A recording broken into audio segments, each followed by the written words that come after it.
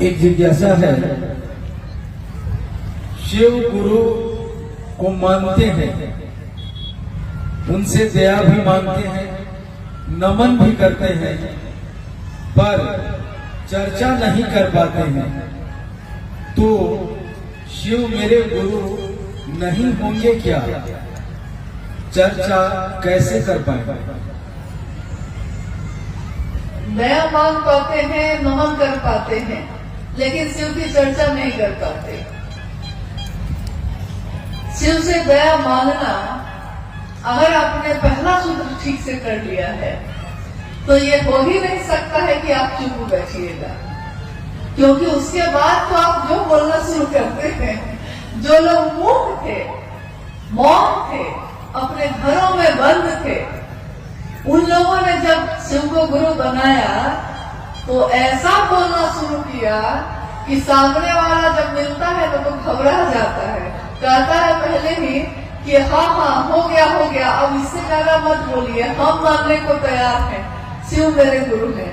वो इतना बोलेगा कि महादेव को गुरु बनाए भैया, बनाए, कि लास्ट में वो कह देता है कि हाँ भैया अब मत बोलिए, अब थक गए, थक के वो कहता है कि इससे बढ़िया है कि मांगिए लेते हैं, तो मांग लेता है वो। यानी कि तब भी आप चुप नहीं होते।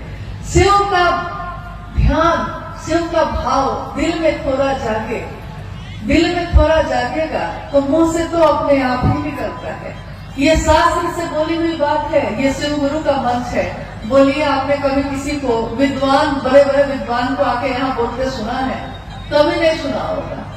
हमारे गुरुवानी बोलते हैं, वही भजन गाते हैं, वही चर्चा करते हैं, वही संचालन करते हैं। यानी शिव शिष्यों की ये दुनिया, हाय रे ये दुनिया, हरिंदर की दुनिया, एक हरिंदर निहाल सारी दुनिया। कैसी दुनिया उन्होंने बनाई है, जिसमें कोई शास्त्र नहीं पढ़ा हमने, कोई किताबें नहीं पढ़ी हैं, कितने लोग तो अनपढ़ हैं, दुनिया जिसको कहती है गंवार वो भी है। लेकिन जब महादेव की बात करना शुरू करते हैं तो लोग ठहर के सुनते हैं कि कौन बोल रहा है ये, भैया ये कहाँ से सीखा आपने, वो कहता है, पूछता है। और भैया या दीदी कहती हैं कि भाई ये तो भैया साहब भैंदर जी का बात है जो हम कह रहे थे। तो उसने कहा कि क्या एक एक लाइन उन्होंने कही है?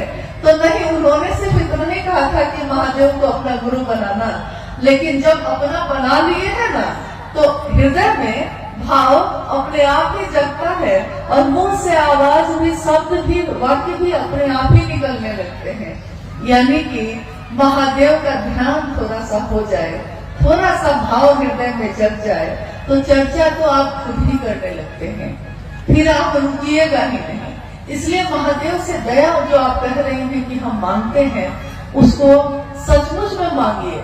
इसके लिए मांगिए कि महादेव आपका काम से हो सके, इसके लिए मांगिए। बाकी तो उनकी दया से ही सब कुछ हो जाता है।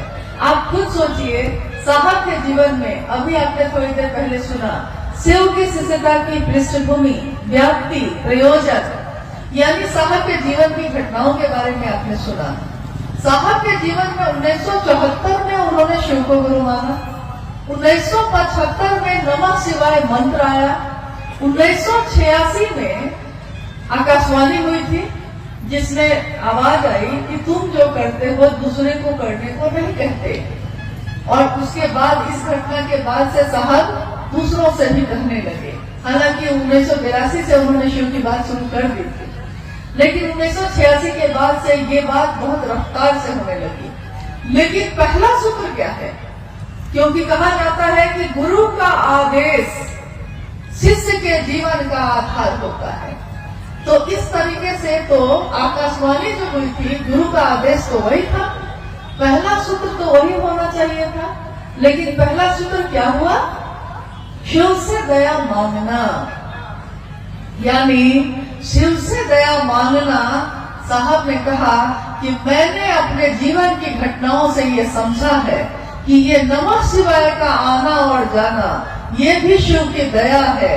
ये आकाशवाणी का मुझको प्रेरित करना महादेव के काम को करने का, ये भी महादेव की दया है। मेरे मन में इस श्लोक का गूंजना कि गुरु र ब्रह्मा गुरु र विष्णु गुरु र देवो महेश्वर, गुरु साक्षात पर ब्रह्म तस्मै श्री गुरुवे नमः। और मेरे मन ने गुरु भगवान होते हैं तो भगवान गुरु क्यों नहीं है, भगवान को ही गुरु मान लिया।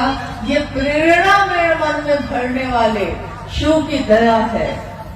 उस प्रेरणा के बाद मैंने शिव को गुरु मानने के बाद अपनी पत्नी से कहा, उसके बाद दुनिया के लोगों से कहा, नमः शिवाय आया, आकाशवाणी आई, दुनिया में लोग, कुछ लोग 12 लोग 13 लोग पहले शिव के शिष्य बने, फिर उसके बाद सैकड़ों लोग बने, हजारों बने, लाखों बने। आज शिव शिष्यों की संख्या करोड़ों में है। यहाँ तक कि लोग कहते हैं कि गणना हो सकती है क्या, तो हम लोग कहते हैं कि यह असंभव है। क्यों? क्योंकि जैसे ही गणना शुरू करिएगा इधर